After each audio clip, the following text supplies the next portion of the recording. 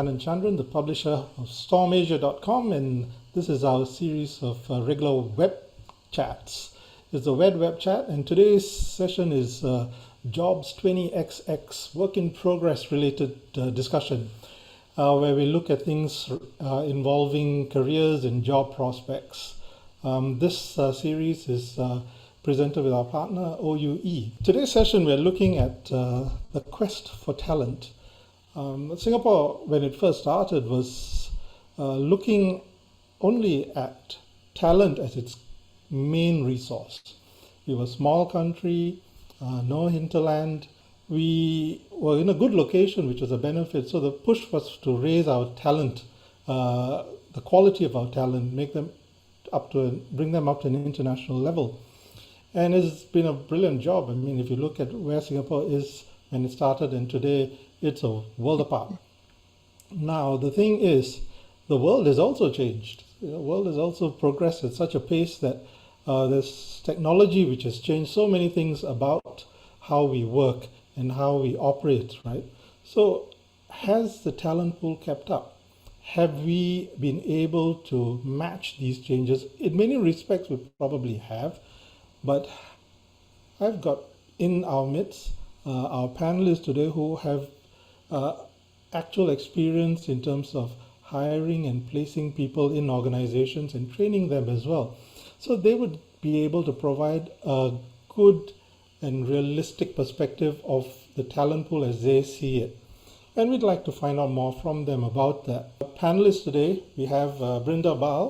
Brindha has over 20 years of experience in talent acquisition at technology companies such as HP, Sun, Oracle, and Hitachi Data Systems, and fully retained executive search firms.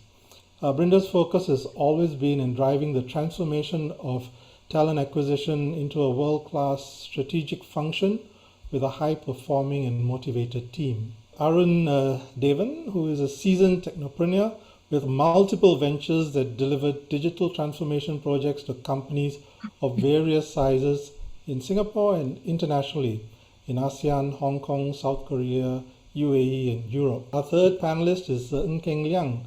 He's a founder and managing director of Talent Advisors.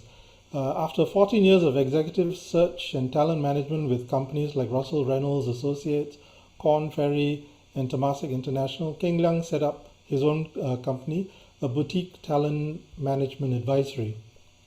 Based on your experience, what do you think is the level of the Singapore talent pool as you see it? Singapore has excellent talent. It's something I admire what Singapore has achieved over the years in terms of the quality that exists here. The world has gone through immense changes, right? You look at VUCA, you look at digitalization, and now you look at the pandemic, right? What's happening, and I think it's around for me. What is it? What is around with working from home? So are you to end up working for a Singapore-based company, or can you do something at a bigger level, at a regional level, or at a global level for something say based out of Silicon Valley? I mean, the mindset has changed. Right, and I think the other thing folks need to think about is what's of most relevant today. Most relevant, is it an old leadership style or is it newer leadership style, which is hugely different? These are things that need to be on the minds of people. Yeah, I think the Singaporean workforce has always been well regarded, I think, around the world. That it's something that attracts multinationals to set up headquarters in Singapore over the years as well. And I think we continue to be well regarded, I think, in the eyes of global companies, right? But I think one of the areas or gaps, if any, I think for the Singaporean workforce, and it is often repeated observation as well, is that I think while we are known as very competent, workers, there are, not enough of us, I think, helming large companies at this very senior level, right? But of course, increasingly, I think we have more of that, but I think it's still an area to bridge the gap. And I think the reason for that is, there are a few things in terms of that observation, right? One would be, I think Singaporeans need to be a bit more risk averse in terms of taking up global opportunities, because that's usually a prerequisite for you to take on a senior management role at the highest level. So, but I think increasingly I do see a lot of at least the younger folks, they are a bit more adventurous. You see a lot of younger entrepreneurs these days setting up their own companies as well. So I think the risk appetite has gone up in the younger generation, and that augurs well for the future. Singaporeans have a great foundation to start from: English language, written and communication skills, digital readiness, tech savvy, and in order to continue to succeed in the global marketplace, what is needed is some higher order skills. I think one of the things that a lot more workers are getting exposed to is like enterprise design thinking, how to think in innovative ways, to consider building new solutions, learning to work with global remote teams. Locals taking on leadership positions, do they get enough opportunities to assume leadership of larger companies here? I'm not talking about Singapore companies, because quite often that's led by Singaporeans, but international companies, do they get much chance to actually lead these companies? So I think when companies are looking for international, be it Asia Pacific or global leaders, Singaporeans are most welcome to apply for it, right? But then, of course, very rigid tests are gone through, very strong evaluation is gone through, and a lot of competition as well, and so that's a spot where I think Singaporeans have opportunity to learn more, and so that they will be more successful in moving up to that level. But certainly, there is a lot of admiration for Singaporean talent to invite them in the first place to go for it. Yeah. Kheng Liang, in your time with the recruiting agencies and even with Temasek, what was the attitude towards Singaporeans rising to the top? Well, so in my recruiting career, so I work a lot with technology companies. So these are large multinational technology companies. So I think certainly they are open to good Singaporean talents rising to the top. So in the tech sector, there are a few good examples of Singaporeans doing that, right? For example, Irvin Tan at Cisco. At the APAC level, we have a couple of examples as well, right? We have Tian Bing at Dell, we have Fion at LinkedIn are taking on the top leadership positions as well. So I think definitely such companies, they are, I think, open to Singaporeans taking on those roles. I mean, if they qualify and prove themselves adequately, right? But coming back to Singapore headquarter companies like Temasek, right? So like you pointed out earlier, right? Most of the time, I guess most of the senior management roles are taken by Singaporeans. No surprise. I mean, it's just a natural phenomenon across different companies, right? But at the same time, I think they are also very open to global talent augmenting the local talent pool as well. And it actually helps Singaporeans as well, because I think you need to have an environment whereby there's, I think, healthy competition as well, so as to bring out the best in ourselves as well. Because if you just kind of restrict ourselves to just having all Singaporeans at the senior management level, then you tend to have, I guess, sometimes what we call a groupthink kind of thing, right? We are not as receptive to outside ideas and so on. So I think it's a fine balance between a mix of local versus foreign. They move beyond Singapore because the global experience is not there. So, when they want to meet someone who, say, has grown revenue, who has done M&A work, who has funded newly startups and all that, they want folks who've done it outside of Singapore, outside of Asia Pacific, be it in EMEA or be it Americas, because they have a different mindset of viewing things. They have a different way, or they know how to succeed, right, in these different areas. And so I think that's what I've noticed. It's sort of the win, right, from folks outside of Singapore. Arun? I think we also need to be mindful of emerging types of organizations. This is led by, of course, the blockchain and crypto space. You may have heard of decentralized autonomous organizations or decentralized organizations where you do not have the usual management structures. So There are things that maybe our workers also need to get used to get exposure to, like sociocracy or dynamic governance, where talent from around the world work on a problem together and realize the mission objectives of the organizations that they work for, either on a contractual basis or on a project basis. So this is also rapidly evolving. Typically, you find 20-year-olds, 30-year-olds, and up to 40-year-olds in these types of organizations. So, but we need to be mindful, maybe senior workers also got to get some exposure to these emerging organizations. Yeah. You talk about the talent, the search for talent with global perspective, right? Global experience. A lot of Singaporeans do travel, but many don't come back, and they sort of stay there and carry on with that. Is it indicative, perhaps, that the Singapore culture is still kind of steeped in, formed in a certain way, and is not conducive for them? Yeah, there's a huge difference, and there's a lot of positivity on the other side. I think one I found was around empowerment. Even the top-notch leaders, right? They enter the room, and it's just like they're at my level, whatever it is, and you manage to communicate and you manage to bond with them on corporate things in a very good basis. So there's that fear of having someone senior in the room, some sort of a dictator, that I never felt that at all, and that's hugely empowering. And it's also very motivational for people then to be very open about thoughts in their mind.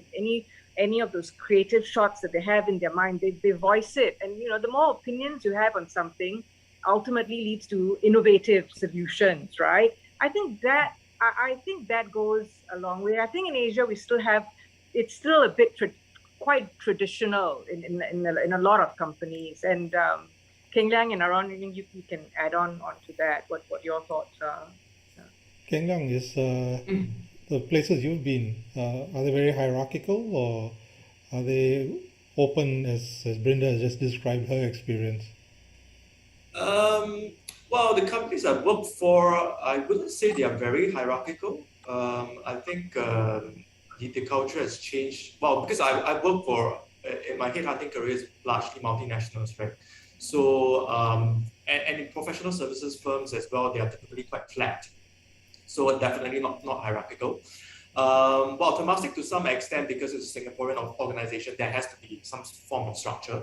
But I think over the years, culturally, it has also changed to be quite open as well, in terms of, not, there's a senior person and then you kind of keep quiet sort of thing. I think people are encouraged to, or empowered to speak up and so on, right? But coming back to your point about Singaporeans going overseas and perhaps living it there and staying there, my view is that perhaps it's not a bad thing as well, because our kind of idea of talent shouldn't be that, okay, these are Singaporeans, we need them all in Singapore, right?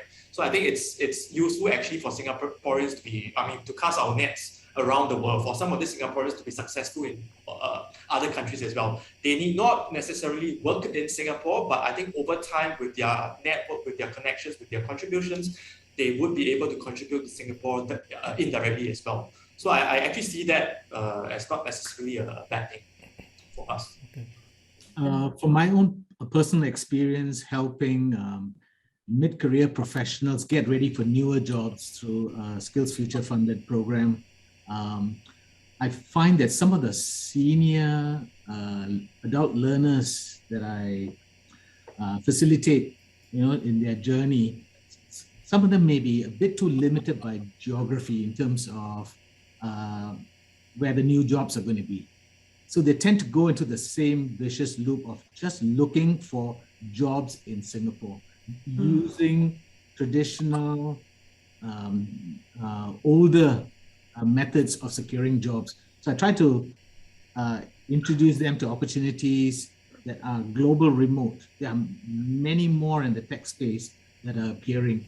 And so it may take some time for these people to make an attempt to apply for these jobs and also to thrive in them. But over time, I think Singaporeans will realize that the world is their oyster and there are lots of opportunities out there, and just have to be ready to take the initial steps. If the world is the oyster, then a lot more people could be looking for opportunities elsewhere. What's going to happen to the Singapore pool? How will the Singapore companies have to react to that? Okay, I think Singaporean companies also need to transform to these new employment models. I think we can't go back to the old ways right after maybe when the pandemic effects have started to wear down, to keep importing people to get them to work in situ, in person in Singapore. I think Singaporean companies also need to be able to attract talent to sustain their enterprises, which can increasingly be 24/7, 7 days a week companies that operate globally. So these are new mental models that need to be formed for these Singapore-based companies. Yeah, I agree with you. There's one search I was working on for a behemoth of absolutely fabulous Singapore company. And, we started out in Singapore.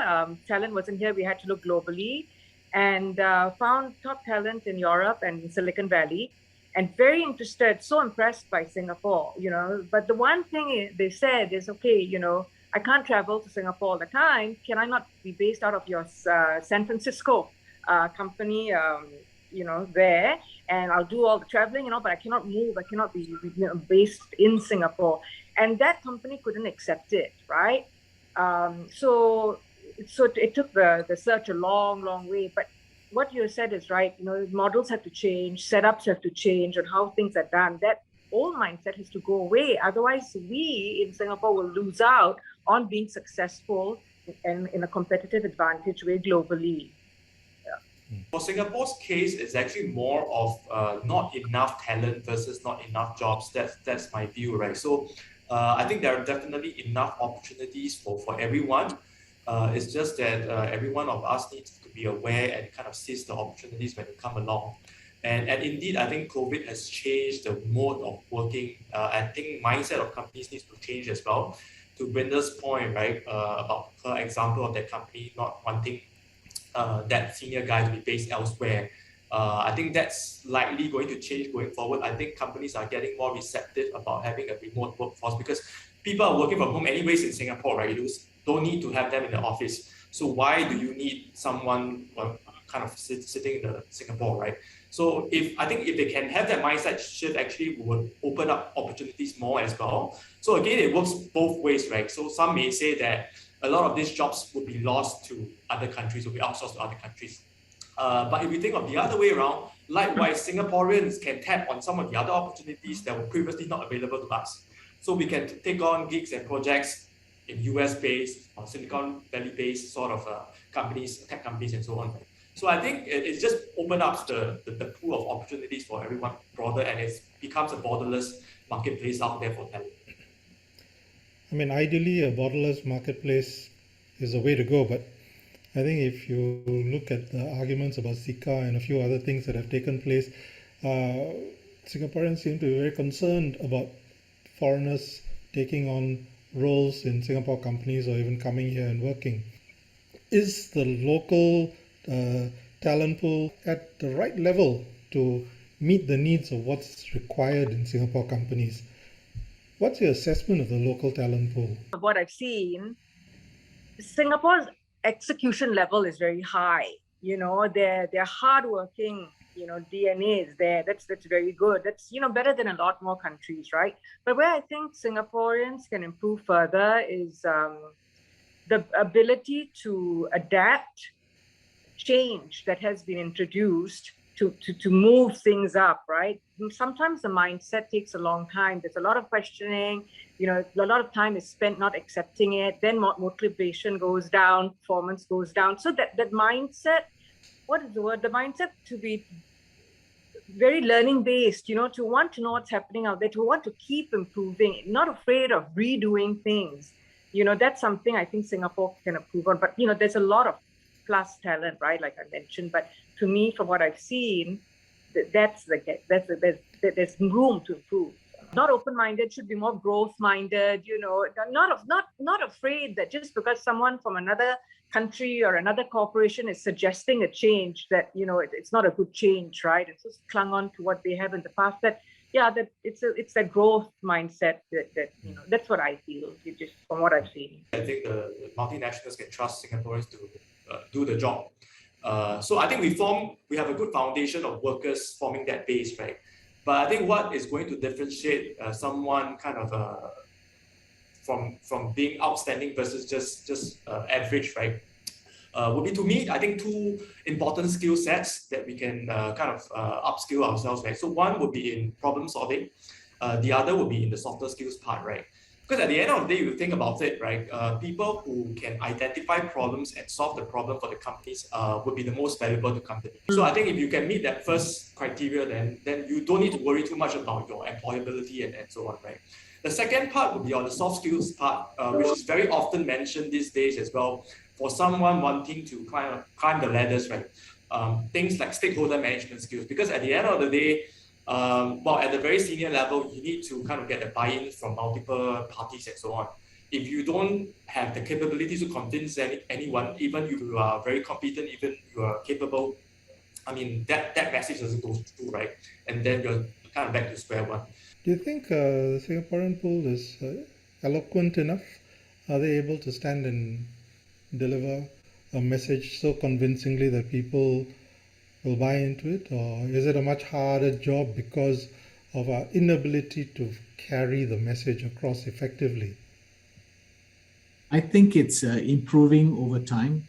The younger generation is I would say, better prepared for this, greater self-confidence, and they also have muscle memory, creating content, curating content, and that makes it easier for them. For the older generation, maybe some of them need to transition away from acquiring certificates to doing things, developing skills, leaving a digital footprint that employers or recruiters can identify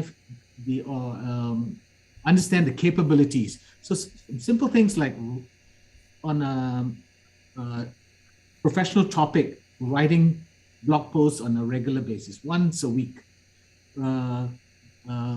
creating short YouTube videos about topics of interest to an individual. Just 1-2 minutes, doesn't have to be professional, it just has to be authentic. It's a lot easier for recruiters and also employers to understand the individual, the talent, and also their energy, their competency, and maybe an assessment of how that individual could fit into their organizations. I think these are things that one can do to leave a digital footprint to increase their chances of employability. Yeah. You mentioned something about certification not being so vital, more so the ability to deliver, right? Yes. That's correct. So I'm just thinking, there's a global employability university ranking and survey for 2021. This was done for this year.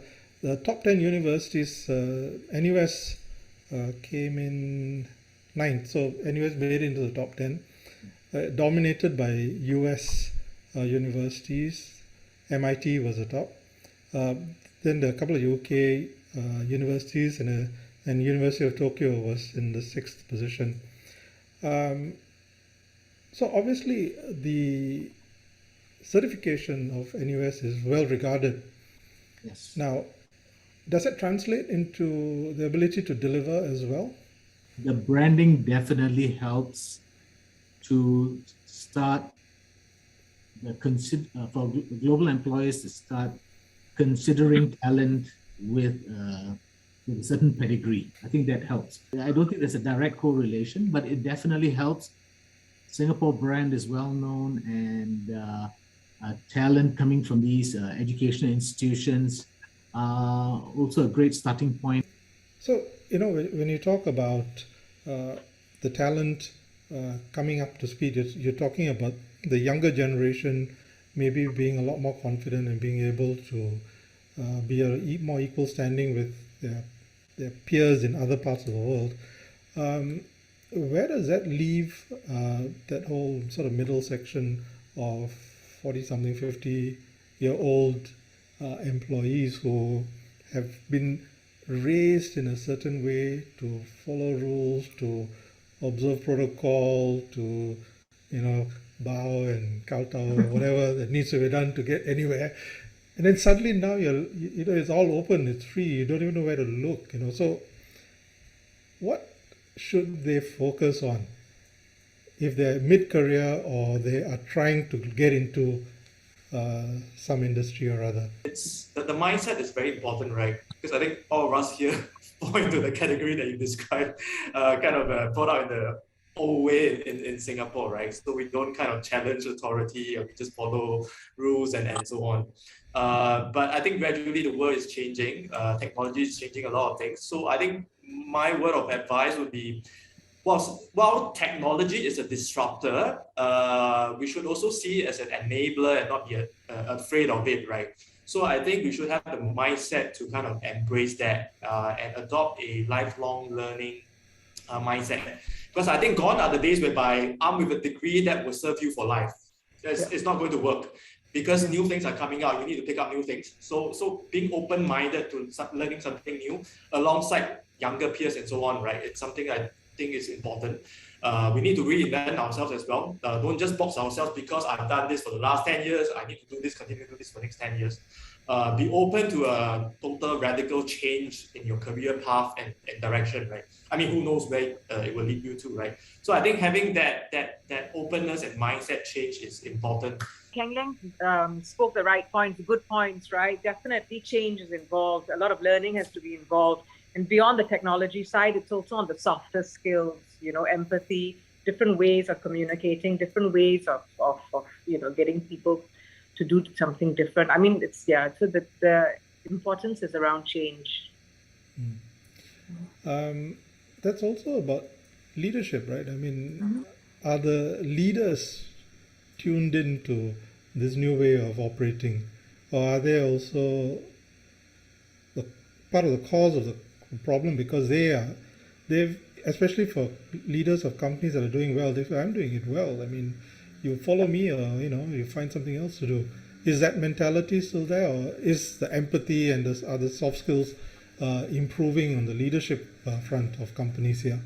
Yeah, I think they are globally. I mean, if you look at companies like Microsoft, for example, with Satya Nadella, right? A lot has been communicated on how strong he is on empathy, and all the positivity around that. So I think within Singapore, it is also improving, and it has to improve to keep us up there successful. But there must still be gaps with some companies, so they have to consider to put it into their vision and put it into the change of leadership skills that they need, because it was hardly, sort of focused on in the past, but of today, growth mindset and, being empathetic and having kindness is so important, for retaining top talent as well. Yeah. Arun, as you train people, I presume you train a cross-section of ages as well. Yeah. Do you notice certain traits in the age segments as you are training them? Okay, most of my my learners, adult learners, are probably from their late 30s to even up to the 50s. So these are people from systems infrastructure environments who have been displaced by cloud computing platforms, bankers because of the changes in the banking industry, and even industries which have been impacted by the pandemic. So I even had a pilot who is, after completing the course, he called to let me know that he's moving to Zurich to fly the A380 between Frankfurt and New York. I mean, but he was one of my better quality learners. So I think the tendency is, if they can, they would like to go back to the way things were. Many of them do harbor this. Change is hard for everybody. But increasingly, people do know that they will need to adjust. And one of the things that can help them adjust their mental model, so to speak, is to attend these kind of web sessions. Not instructional, but the kind of discussion that helps them shape their the way they have to think to be successful into the future. What are the how things are changed in terms of market structures, employment opportunities, and most importantly, not being stuck with bounded by the geography of Singapore. I think that's very, very important. I think one group of one nationality that seems to have done that well are the Indians, right? And there's a question from Sandeep regarding the Indian talent, and many of them in global tech companies. They lead Google, VMware, Adobe, MS, Twitter, Autodesk, whole range of them. What's special about that Indian system that allows this group to rise to the top in international companies? You brought up such a good question, because I think about that all the time, right? Like you said, Microsoft, Google, all these companies have, what it is it the educational structure with universities like IIT, IIM? Is that it? Or is it in the DNA, or the hunger, that wanting to be so successful? And then the other ability to be very solution-based mindset and being very confident in getting that out. There's something, I think it's those things, that promote it. Yeah. Because none of these Indian universities factored on that list of top universities, but many of them are sitting in top positions globally. Mm-hmm. So yeah, it could be right. The education is one thing, but what you do with it and how you marry it to your own personality, or how you mold your personality to take advantage of your education, is something else which I don't think is taught. That we need to see a diverse final set sent to us, right? So if it wasn't diverse in terms of gender, in terms of ethnicity, we would tell them this is not going to stop. Show us the market research. Who have you spoken to? Why not? So if they want to win, they want to build their space, they have to, meet that with us, right? So so companies are used to it now. They know it is number one to deliver on, presenting, showing that they have indeed looked across, right, to preserve that diversion set. And the other part of it is, for companies, they have also realized inclusion is very, very important, because just to hire in folks from different minorities, from different genders or whatever, if they don't feel part of the new culture, if they feel left out, if they feel that people can't really be bothered, then they will leave within a year. So inclusion, part of it, mentorship, those kind of things is very, very important. General observation is that hiring companies are definitely placing more emphasis on this D&I theme, right? But my personal thoughts is that I think the leaders and the hiring managers need to, I guess, genuinely believe in the cause, because I think these days is I guess easier to kind of just pay lip service, right, and just throw out D&I and so on. But if you don't genuinely believe in that, the person you're going to hire is not going to work out in the longer term as well, right? Because of potential conflicts and so on. Yeah. So I think that real mindset change has to take place before I think they can truly embrace this diversity mindset. Yeah, it's not anything fluffy. It's very concrete, right? If one looks at all the data that's available, US did some research and found that, okay, if they haven't been that strong or weren't that strong on diversity and inclusion, they would lose $2.6 trillion in sort of economic wealth, right? BCG did research and found that, where the management in teams is higher on gender and ethnicity, the EBIT response was, above median, right? So I think, first of all, the concrete analysis has to be that people have to accept it. It's not about having a different color there. It's about how innovation in these mindsets, how the ability to come up with solutions that will make the whole world, find it valuable is important. And people have to first understand why they want that diversity, because I have seen companies where they look at me and say, hey, I don't want someone from this race or that. That's wrong mindset. That has to be thrown away, right? Diversity and inclusion is definitely something that the younger generation absolutely want to see. You can see in the millennials and earlier generations, they want to see, they want to live in a fairer world that is allows different people with different backgrounds to thrive in and be free from any form of discrimination or abuse. I think it's inevitable.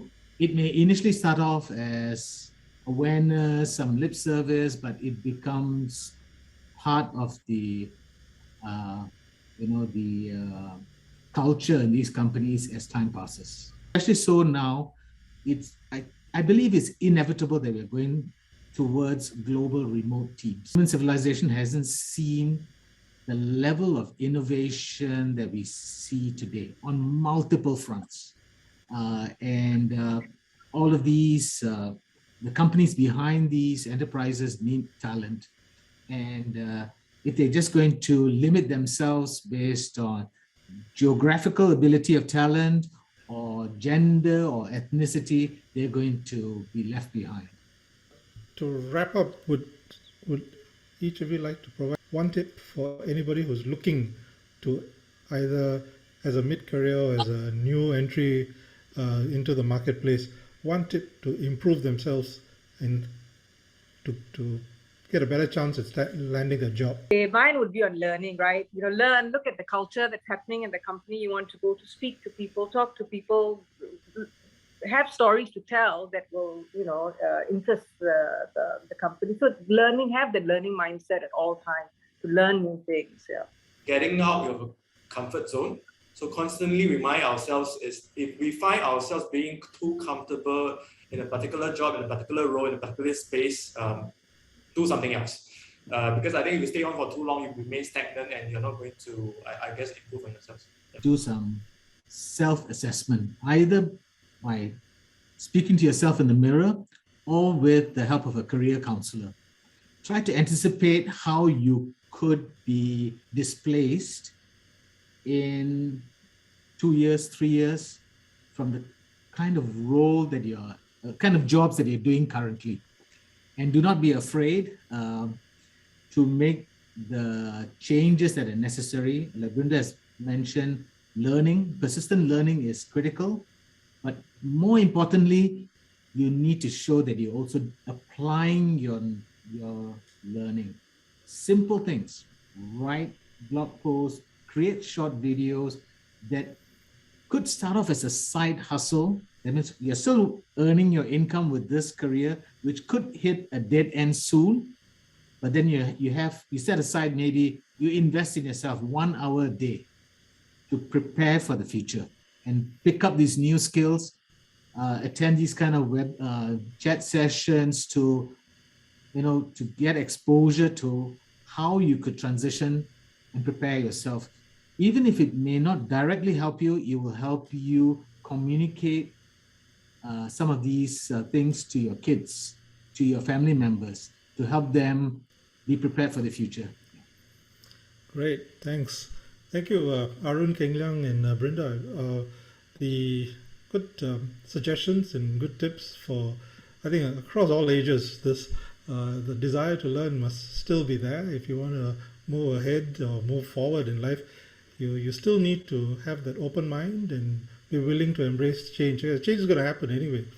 The more you resist it, the more difficult it's going to be. So spread your arms and just let them all come in and try and figure out what works for you, how you can tune yourself to move along with the times and find your place in a new niche where you can, flourish if you can.